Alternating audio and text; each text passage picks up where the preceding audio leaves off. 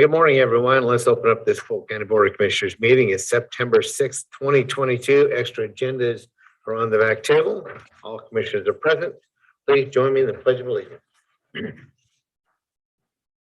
I pledge allegiance to the flag of the United States of America and to the republic for which it stands, one nation, under God, indivisible, with liberty and justice for all. Thank you and good morning, everyone. Looking for approval of minutes from August 30th, 2022. Second. All those in favor, please say aye. Aye. Aye. Approval passes. And next up is Fall State Wastewater Treatment Update. AJ Fiscoli. Chairman Morris, I just want to declare a conflict here before AJ gets started.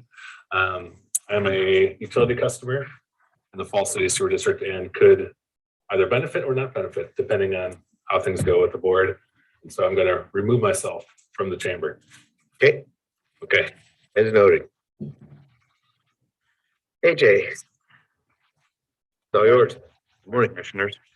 Thank you for letting me speak to you about this wastewater treatment project again.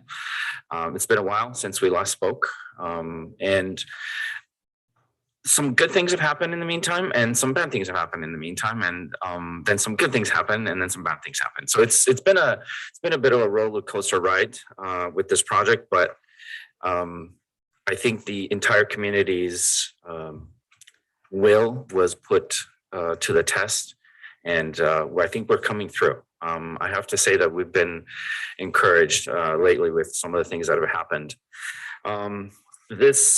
What you'll see today is very similar to what I've shown you before, in that we're just going to kind of talk about where we are and what we'd like you to consider.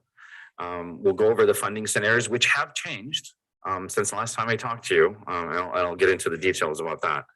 We'll talk about the forecasted monthly sewer rates under each scenario and the next steps. And at the end, if you have questions, please feel free to ask. So on the third page, you will see where we are currently today. I've explained before about the step and steg system that we have. It's quite old, and we need to replace it. When I first came to you, the number in the sources of fund was actually 4.1, if you remember.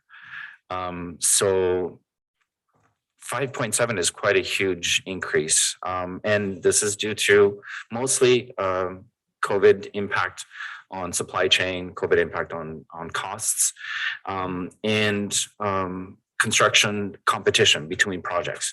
I think the ARPA funds, which I'll be asking about today, have had both a benefit in that communities or jurisdictions have more money to spend, but that means everyone has more money to spend, and they're all competing for the same limited resources as far as construction. So I don't have to tell you, I'm sure that you're dealing with this on a daily basis with many projects, but that was a big sticker shock to me when our engineers brought that number back.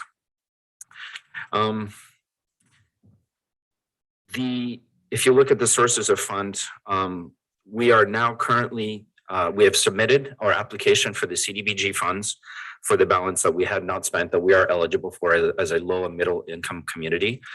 To be honest, it was touch and go because the National Marine and Fisheries Service was holding up our biological opinion for so long. They actually went 4 weeks over their statutory 135-day review. And so we're getting close to being out of the CDBG window for this cycle, which would have put us at least a year behind, which then would have ballooned the costs even more. Would have probably made me come to you in about a year with another $1.5 million. So we got through it. We were very lucky, and our application is in now, and so we're good to go as far as that's concerned. So that $2.1 million, we have a very good shot at getting. We're almost assured, but nothing is for certain. The state budget reconciliation bill funds through State Representative Anna Sharf's work we're very lucky to receive state funds for this project. This you'll see from the way that the rates play out. This is what kept this project alive. Had we not received this, I wouldn't be here today. There'd almost be no reason to, because there's no way we'd be able to make up for it. And I'll explain exactly the gravity of that contribution. The local community match fund that we're still going to pass on to the ratepayers is $1.1 million at the current funding level. So the estimated project is June 30th, 2024. If everything goes well with the CDBG, we can go to bid in early 2023. So that's what we're shooting for currently. So on the next page, you'll see the breakdown of the funding scenarios. These are very similar to what I've shown you before. There's just one additional funding scenario, which is case 7. But we can talk about that a little bit further on down the line. But right now we're at case 5, which is the project cost is 5.7. The CDBG is 2.1 million. And ARPA support from the state of Oregon is 2.5 million, which then brings the local share to 1.1. I'm here today to propose that Polk County contribute at least $500,000 to bring those rates further down. There are a couple of other scenarios that I want to talk about once we look at the graph that I would like to indulge the Board of Commissioners in interest. So the next one is the real kicker. The forecasted monthly scenarios, rate scenarios. The base case, which is 0 contribution from any sources besides the CDBG funds, would have put our rates at $116.18 after 5 years. This is 120% more than we are currently charging our sewer customers. This is untenable in almost any community, let alone a low and middle income community. So we've been able to get down to the green line, which is case number 5. It's still at 5 years, it's still 44% more than it is currently, but it is a slow, gradual increase of 9% each year. It's just under 10%. Not great. And so we would like to try to bring that cost down further, because for some folks, this is going to hurt them a lot on an annual basis. Case number 6 at the 3 million ARPA support, we are looking at $67.85 at year 5, which is a 28 increase, but it's only a 5.6 annual increase, which is roughly moving along with inflation, at least normal inflation. Although this year we've had some higher inflation. The last case number 7, is a $3.5 million ARPA support. And this would include, obviously, the last 2 scenarios are obviously including some contribution from Polk County, which I want to break down in the next slide, which shows the breakdown currently of the ARPA support from the state of Oregon, which is $2.5 million. At case 6, with ARPA support from Polk County at 500, the local net share comes down to $600,000, which is a lot easier for our ratepayers to handle. I've included a case 6B, which is a very odd figure from Polk County. The ARPA support is still from the state remains the same. The 6B is $636,000. And why is it such a weird, odd number? I would like to ask the county if you would indulge Falls City in also helping us to have at least money set aside for the land purchase. We have potentially, if everything goes smoothly, we would get all of the funds from the federal government. But in case something goes wrong and we don't get it in time to execute on our purchase option, we would like you to at least consider adding $163,000 to our initial request of $500,000. Finally, I want to make sure because it's Yes. technical on the record. You said 163, you mean 136. pardon me, 136, correct, yes. 500,000 plus 136,000. Thank you for catching that. And finally, case 7, the state of Oregon still contributes $2.5 million, and Polk County contributes $1 million, which would bring the net local share to $100,000. That would bring, if we go back one slide, it would bring our rate cost to $63.50, which there isn't that much difference between the $67.80 and the $63.50. Unfortunately, that extra $500,000 doesn't really get us a huge change over the course of those 5 years. But I would like at least to bring that option to the table for your consideration. The next page just describes the schedule that we've been working with. The project, the design was began in 2020. We were actually just able to get the CER from our engineers, the actual design done earlier this year in January. And 21 through 24 is where we're working right now to get that interim funding. We're working both with USDA Rural Development and DEQ in order to get that funding. Once it gets started, the DEQ is going to be the interim funding. The USDA RD is going to be our permanent funding. And if everything goes well in 2024, we'll be in this early summer of 2024, the project will be finished and we'll be ready to connect to all of the current sewer customers. So that's where we are right now. We're continuing to work on securing the interim funding. Like I said, I've just clicked send on the Business Oregon website for the CDBG application, and that I was finally able to do. And we're just preparing for that project construction. Ideally, we go to bid in early January, and we won't get too much of a sticker shock from that 5.7. That 5.7 does include some contingency, so we're hoping that it will stay at that point. But we're kind of in a fingers crossed situation. So that brings me to the end of the presentation. So if you have any questions or any slides that you would like me to go over, I'd be more than happy to do so.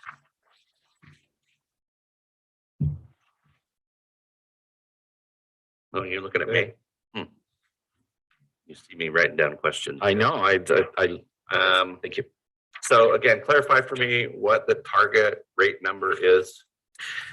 The target rate number, I believe that the community would be able to handle a 5.6 annual increase over the course of the next 5 years.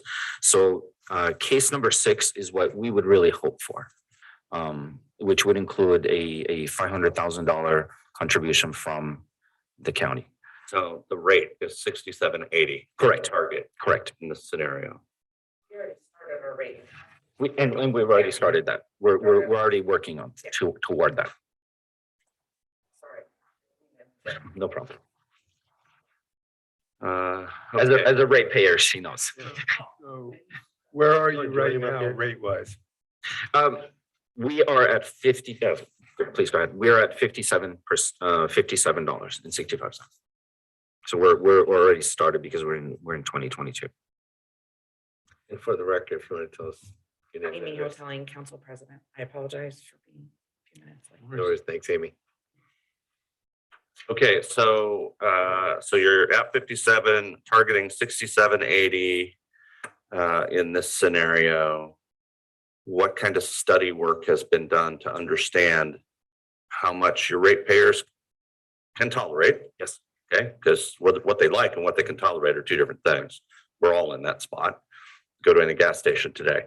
But additionally, what's the rate study, at least across Polk County, to understand what ratepayers are paying for sewer alone? I know that can be hard, to glean that from records, but or direct statements from Public Works, but I'd like to know what that is because honestly, I think everybody should be close to the same. Sure, sure. Did it. So So we did a rate study through Steve Donovan. He's our consultant. He does most of the wastewater and water rates that I know. When I worked at the city of Dallas, he did all of the rate studies for their increases or their SDC increases and so on and so forth. So we've got basically one of the foremost experts in the field doing this for us. As far as the comparison with other communities, I have not done that and we have not asked him to do that. His focus was to make sure that we had the numbers for our own community. As I said, the highest rate would have been 120%. That's untenable for almost any community, especially a low to middle income community. The lowest 3 rate curves are increases, but they are fairly in line with inflation. So anything higher than that, I think, would be very difficult for our ratepayers, considering that a lot of them are low to middle income. And as you know, Commissioner Polk, probably that before we could even engage in this project, we had to do a rate study and agree to raise rates to a certain, and that's what that study was. It wasn't a kind of a comparison. Correct. But that was a federal mandate in order to have access to federal money. Right. Right. And so there wasn't necessarily a target in there that you had to meet. You just had, okay, well, tell me what that is then. I don't know it offhand, but we had to get up to a certain amount, and that's why we started the increases. We could send you the study. Yes. Yeah, we Just can like a certainly summary share of that it. study. Yep, absolutely. Again, just to better understand the targets, because again, all due respect, if you anecdotally say we don't think our people can afford it, Right. but you shut them off because your system has failed all the law, well, how much can they afford? Because eventually they're going to say, okay, just turn it on. So make it happen. And again, I think of Jackson, Mississippi right now as a case in point, and they've had this the water treatment issue, not a sewer system problem, albeit a sewer today. But they've had a crisis in water delivery. And there comes a point at which you stop arguing about what it costs versus the essential, I have to have it. So and you're getting close. And that's why that's why we put in to raise the rates is it every year or every other Every year. Yep.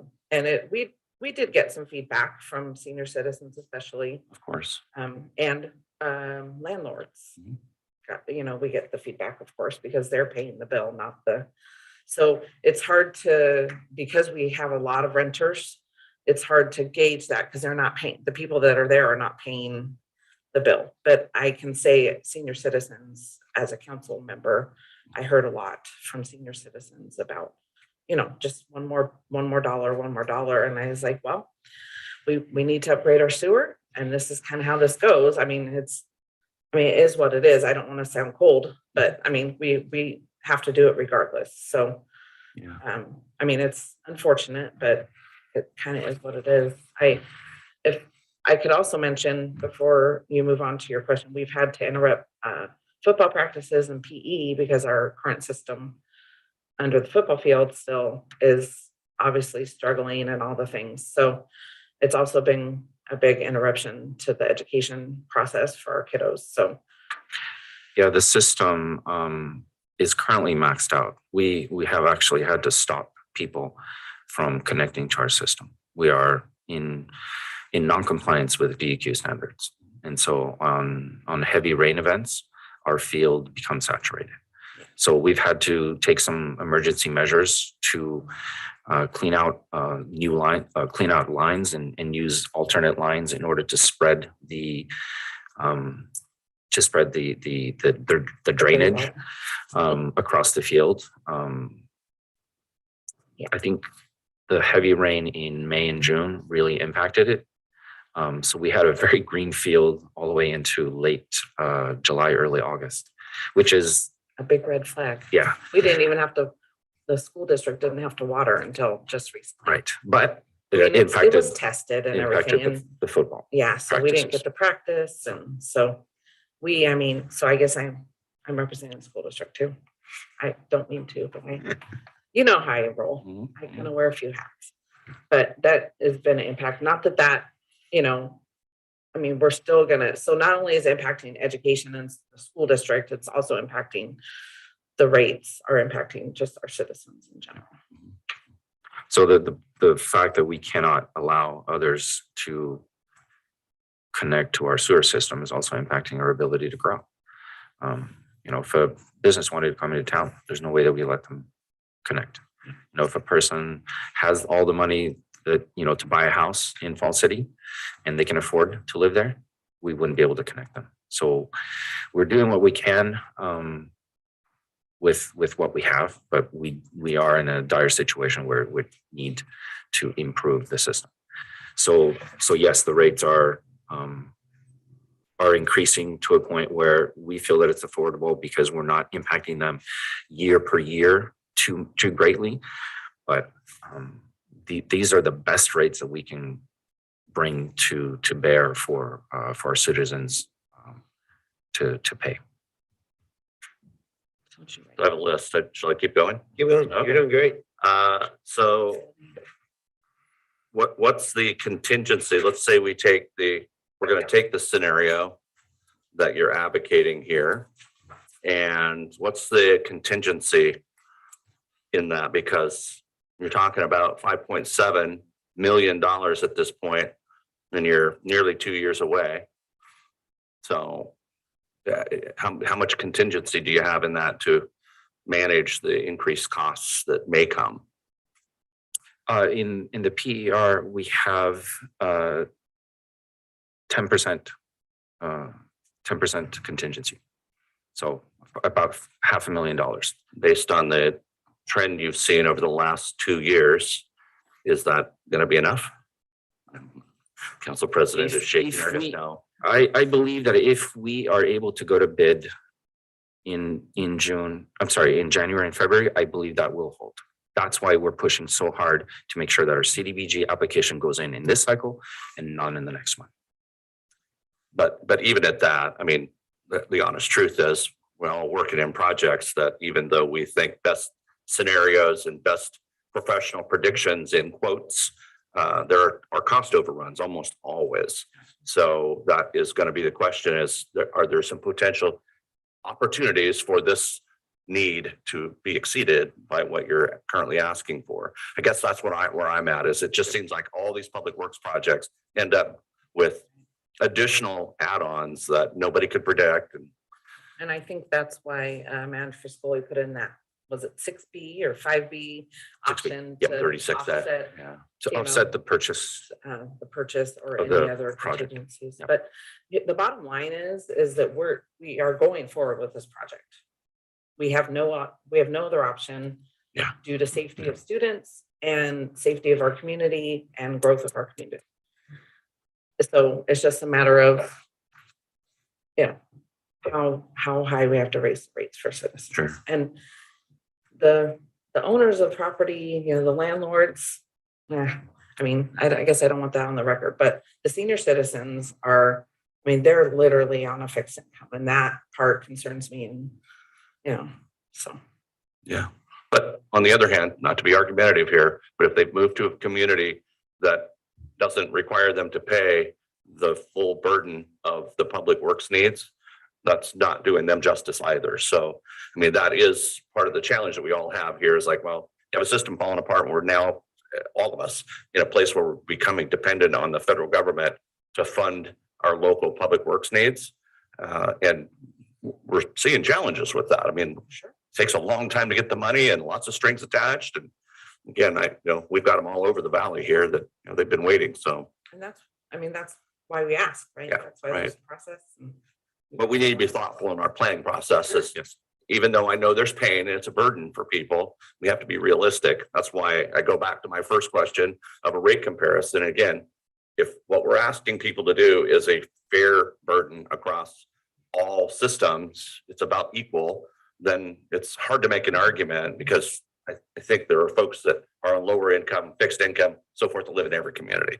So I get it, it's hard, but we have a crumbling infrastructure everywhere. And so I think that's part of our issue here is we have to be willing to tackle that. Absolutely. Take it on headlong and talk to the folks we represent and say, Here's the reality. Here's what it costs." Are you And over time. Are you hoping the rate comparison is like to other smaller cities? Yeah, in Polk County specifically, but maybe even in the valley. That's Yeah, easy that's enough to information do. that we can find. Yeah. Yep, I absolutely. think that's important to, help make the argument, just justification for additional dollars and so forth is like, yeah, well, this makes sense and it's competitive if we're throwing in more money here from the county, but all in an effort to keep that group of ratepayers from paying what other ratepayers are paying. That's probably not fair. And it is challenging because only half our city is on sewer. So it looks different Yeah. than other, I mean, the math is gonna be different and we'll have to have that extra column with, if we had, all of our city on, it would be this, because that makes a difference. Well, and so now that triggers another question for me. It's important for us to know. Is there a policy in place that says when it's time for your sewer system, your local sewer system at your house to be upgraded or changed, you must connect if you're inside the city limits? Yes, we do.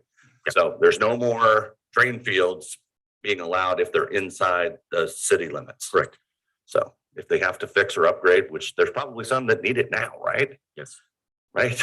Yeah, we, Some want it, some don't. It's very interesting. Well, wanted is one thing. yeah. Well, Required, DEQ is the Right. taskmaster here. but that's it's an interesting debate. Yeah. For the people that don't. But if the city has a policy that says to DEQ, yes, they're going to connect. If they have to upgrade, they have to connect to the system. But you gotta have a system that's capable. If they're at capacity, they can't, so.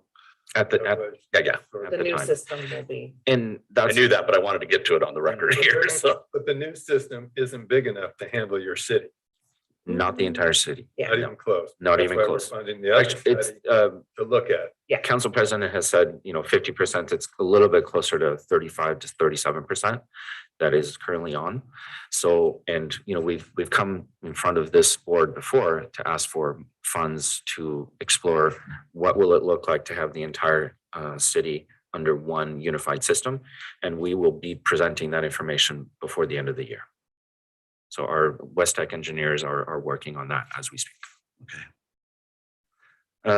So my other question is then, how much is being invested for repairs and replacement work now?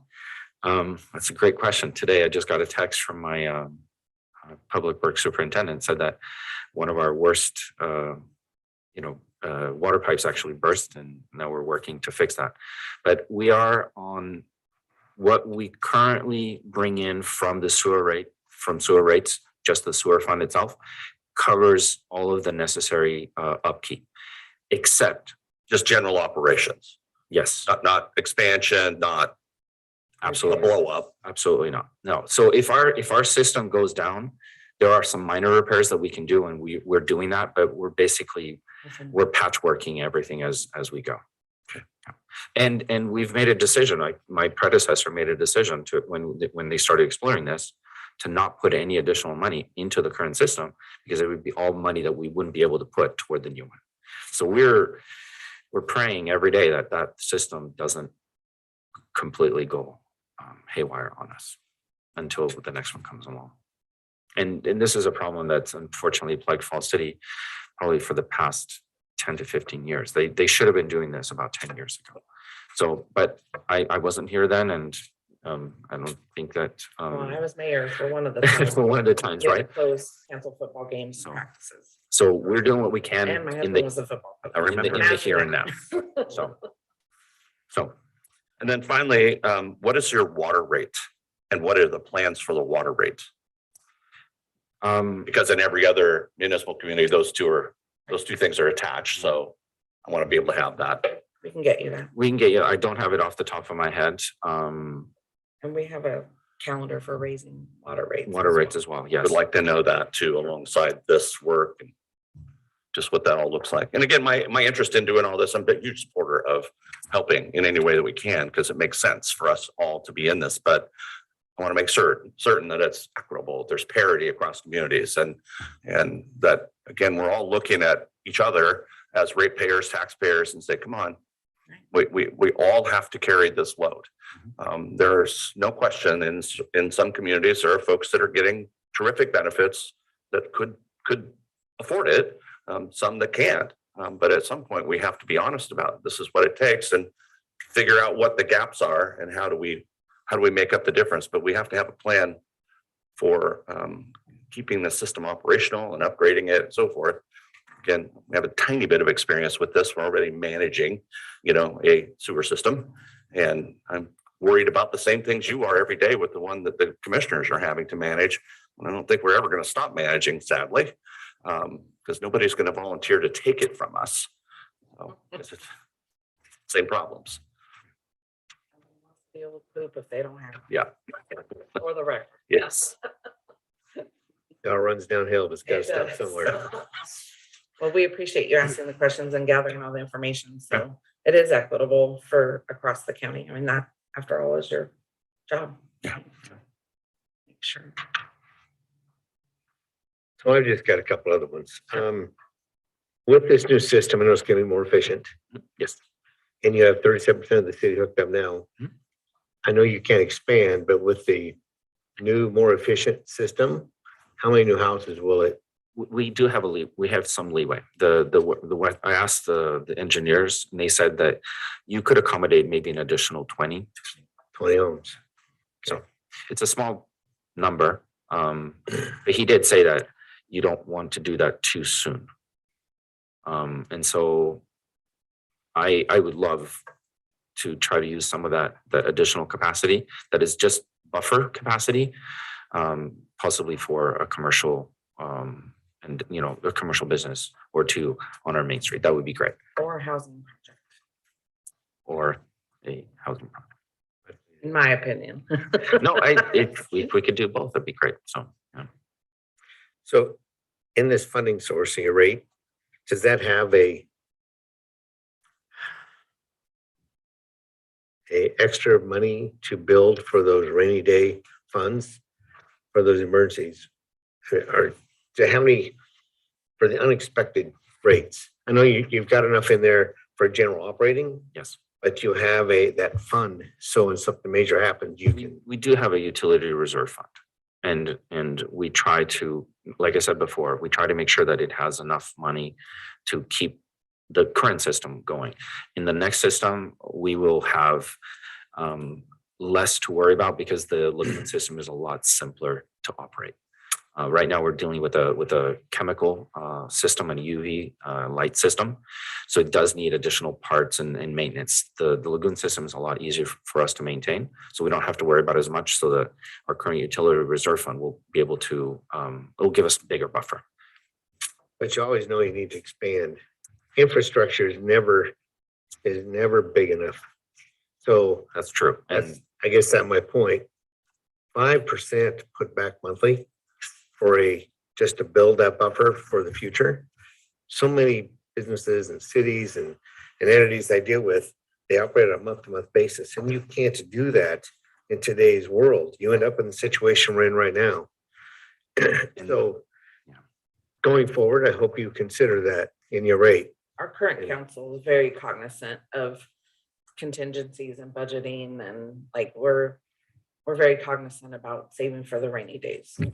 I will say more so than our council has been in many years. So, and I think the choice of the location for the lagoons was with that mindset in mind, because it is it will be able to be expanded with additional lagoons for that bringing in everyone within the city limits. So we are thinking in those terms, but if only 1/3 of the city costs you $5.7 million, getting the rest of the city will be a much bigger challenge. But it is something that we're already thinking about, and we appreciate the county supporting us in exploring that. So any chance the state may have cost funding for some of the cost overruns that you're gonna be facing? I'm confident that since they've already put skin in the game, they will protect this product. I'm confident that they know that this is great for our community, and they know that if things go become more expensive than currently anticipated, I think that we can go back to them and they will help us. But like I said, the sooner we get started, the easier it is for us to keep the costs down. So time is of the essence. The big difference between great for your community and this a necessity for your community. There's not an option. Yeah, Correct. and I understand the fixed incomes, low income and the elders with social security. That's something that the federal government never keeps up on. They add taxes and tax them. They take money away from them. Inflation goes up 40%, they get a 5% increase. I mean, it just doesn't make sense. And so many of them are living on $600-700 a month. Yes. A dollar is a dollar. And people don't understand that until you've been in that situation. And so many of them don't find themselves until something unusual happened, or they retired and thought they had it made, and then inflation hits and they didn't plan on that 15-20 years down the road. We were good when we retired. So thanks for all your work on this. Great presentation. And we would like to see that comparable. Yes. Mr. Hanson. Now the tough question. How many ratepayers do you have right now? How many hookups? For the sewer, Yep. we have 163. So you generate over, with the new rate in that, you're going to generate about $135,000 a year. Correct. That doesn't give you much room beyond operation to address anything beyond that. And I'm sure you're aware of that.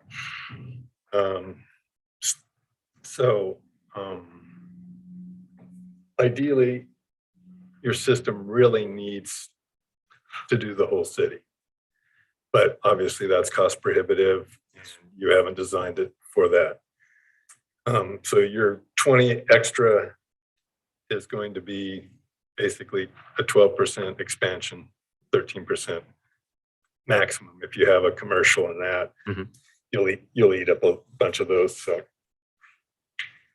what is your ability to get loan funds?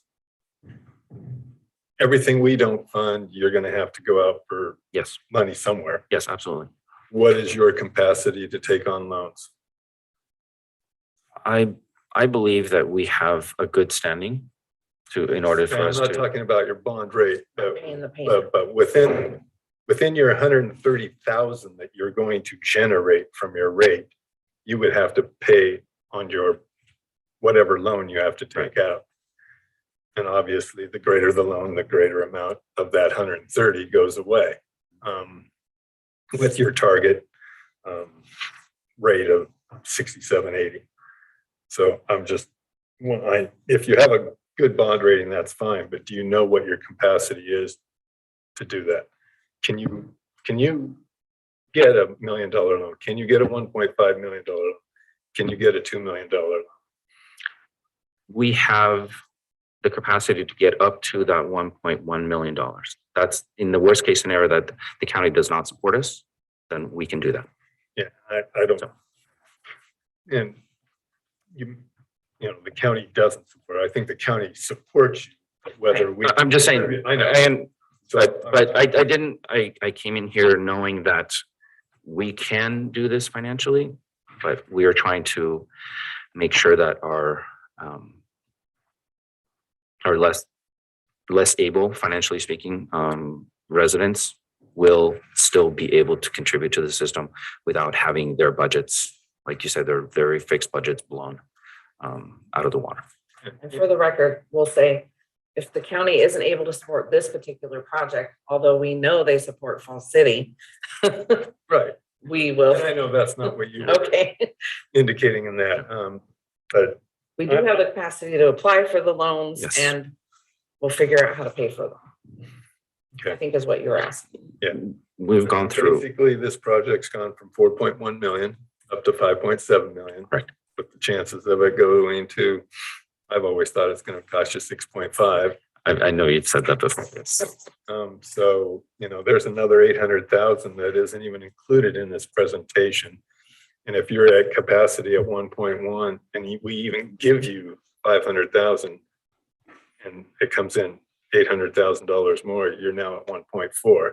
Right. You haven't affected your rate will then have to jump back up, and our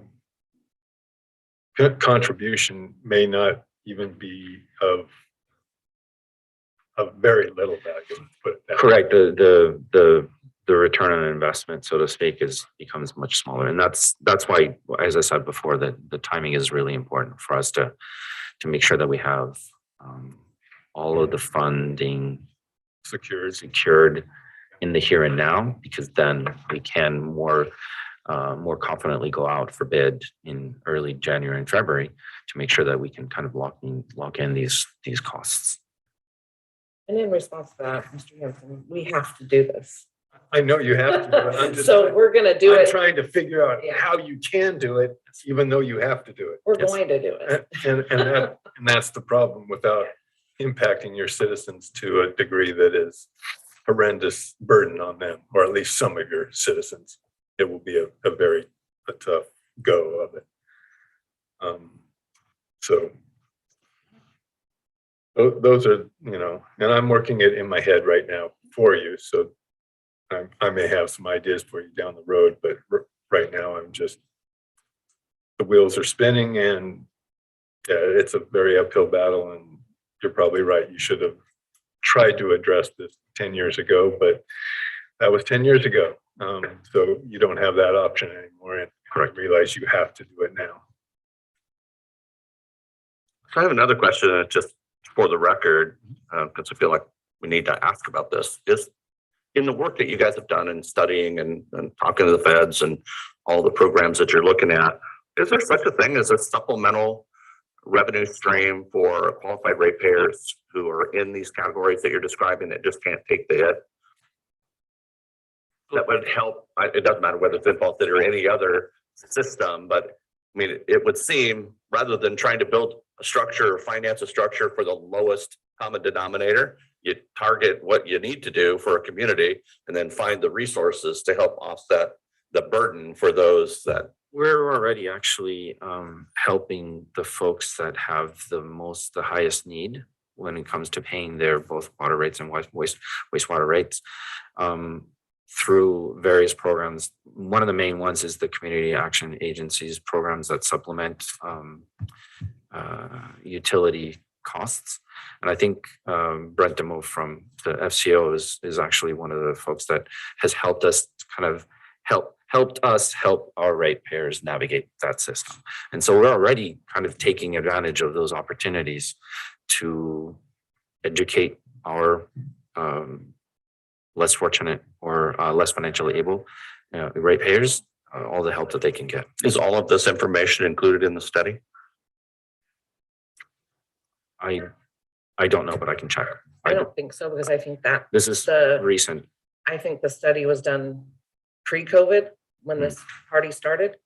And the help from Community Action Agency has been during COVID and post-COVID, I'm gonna guess. But as a utility, you're dependent on it. Because if that program went away and you weren't getting those supplemental dollars, that would impact the city Well, and we're not. in some way. Customers are, Right. customers, Customers it's are going directly, the Yeah, but customers are. if they weren't getting it, they wouldn't pay you.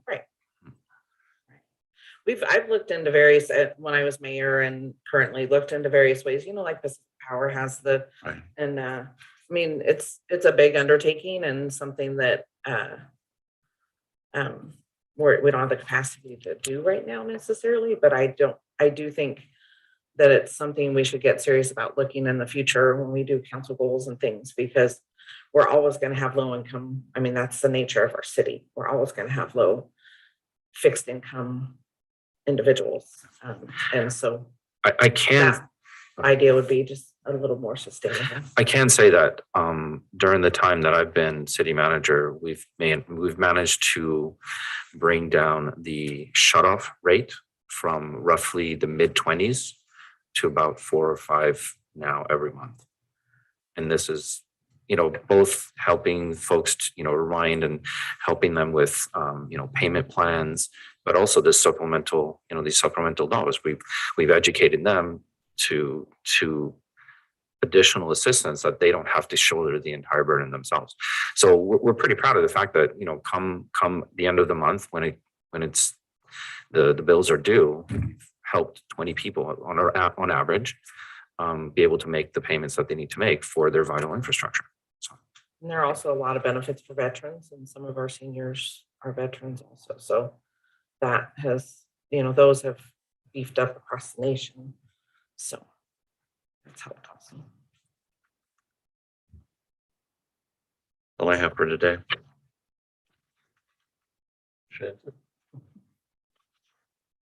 When are you hoping to get an answer from the county on our commitment?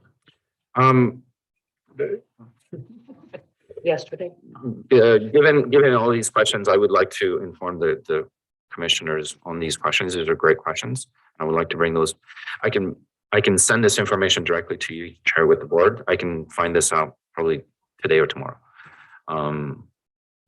But the sooner the better. Our CDBG application has been submitted. The deadline is September 30th. That's when all of them close and they start being reviewed. So we will know that $2.1 million, we're almost nearly assured. I've also worked on the USDA-ARD application. That's already submitted. We're just kind of fine tuning some of the numbers. So within the next month, we are going to know where we're at as far as the big chunks of funding. So I would like to have an idea of where the county stands within the next month or two at the very least. Like I said, as far as the larger all city facility, we're planning on presenting that by December. So ideally, we would know that we can afford the first chunk before we go to the next one or the first phase. How dedicated is Regional Solutions to this project? Regional Solutions actually was very instrumental in helping us create a monthly federal and state representative group to make sure that this project is moving forward. Jody Christensen, before she left, she basically made all the calls to all of the folks that needed to know on a monthly basis where we're at, and we've kept that up. All of these folks that became engaged have stayed engaged throughout this process. So if it wasn't for them, I think we would have missed one or two things along the way, and we were just on top of it. So I'm very thankful for both federal, state, and county partners for all of the assistance that we've received, both technical and financial. But the grant, it sounds like you have two grant processes though that are they're competitive, and there's no sure track. CDBG Saying yes to those grants, right? It's CDBG. I mean, we keep applying. We keep receiving the money. There are low and middle income status just almost. Like I said, I don't want to say that we are absolute, but we are so right down the fairway when it comes to the type of communities that are helped by these funds. So for all intents and purposes, we have that 2.1. We just have to go through the process. And NIMS kept us from going. The- We had to go to the state to get NIMS, that like we had to go above them. Yeah. To representatives to Actually- get them to Actually, yeah, the get here. Senator Merkley and Senator Wyden's office actually put pressure on the congressional liaisons for infrastructure to get an answer from NIMS. So I'm very thankful to Betsy Emery and Fritz Graham for kind of carrying our torch in Washington, D.C. They were the ones that basically said, "What are you guys doing? You're 4 weeks late. You can't hold this community hostage." And so they came through for us. All of our best efforts, everything we do, try to partnership together, and then we get hung up in these snares, big snares. And ultimately, I mean, I read the report when it came through, and it was pretty simple. So it just felt like they were just sitting on it, which is my And opinion. then another 500,000. So I need to excuse myself and go set up for the Fall City Service Integration meeting with Amber. I have one more question. This expansion that you're looking at, or I mean, this replacement of your existing system, how easy is it to expand it if your study comes in and makes that? very easy. So we have the land for the additional. We will own the land for the additional lagoons.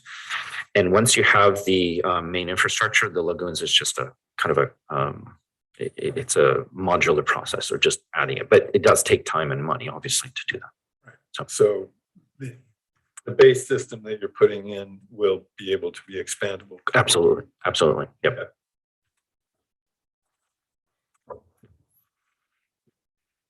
Looks like that's it. Thank you. All right. Thank you very much for your time. Any unlisted items today? Yes. Update on Univista. Try to do that without executive session.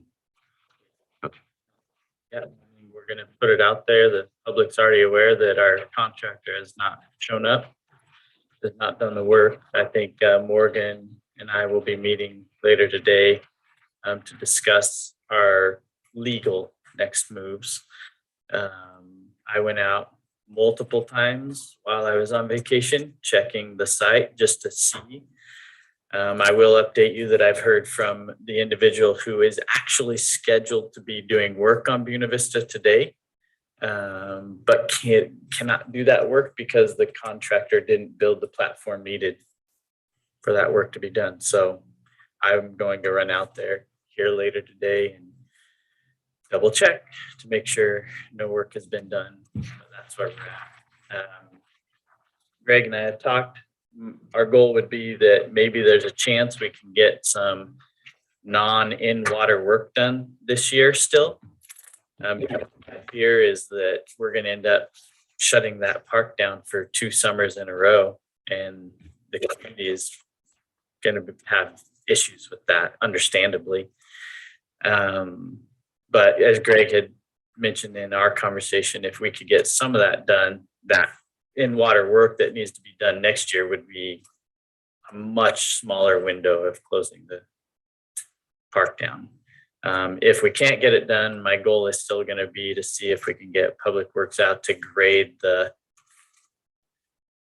existing parking lot that was tore up by the contractor, and then open the park so it could still be used until we get it redone. So what do we need to do to issue stop work? I think we'll talk about today, 'cause at this point, we're gonna have to work with the bond company for the contractor. And how the bond company wants to cover on this bond. We'll have to work with them to triage exactly what we're gonna do. The normal bond company would- Part- Timeline. But there could be others, the bond provider can give the contractor itself, that's the issue. They get the contractor to do some of the work, in which case maybe we can alter the schedule and actually get some of the work done for the fall. We matter of getting the letter out to the contractor. We got to get what comes out of that. The worst case scenario is everything gets pushed out until next year, but I think we could find another round to get more work done this year. Well, I just want to state for the record, TikTok, and I'm all about shutting that guy down right now, making certain that he's officially notified, whatever capacity it is you have to do, because you have 30 days before your in-water work window closes. And my gut tells me you're probably going to have a hard time finding any contractor to mobilize and get anything in place before that in-water work window, October 15th hits. However, it's our job to try. And I want to make certain that we do that, but enough with giving him second chances, as far as I can see at this point. So we need to tell the bonding agent, let's go, we got to go. You know, this is important. We have to make things happen for whatever that's worth. I'm cynical in believing that they'll take that as any kind of urgency. Yeah, we'll do our best. I've left more messages with him, and I'm not even getting callbacks now. So I know that some subs are not getting called back either. Well, I just think that again, I don't know all the details that you do, but I think it's imperative upon us as the customer to say, okay, that's it, you're done. You're not coming back. You know, don't come back on the site. Don't do any more work. You've failed at everything that you've said. So, but I get that you got to comply with the bonding process too. That's all I have. Thanks. It's pretty frustrating. streaming. Any of the non-listed items? We're adjourned.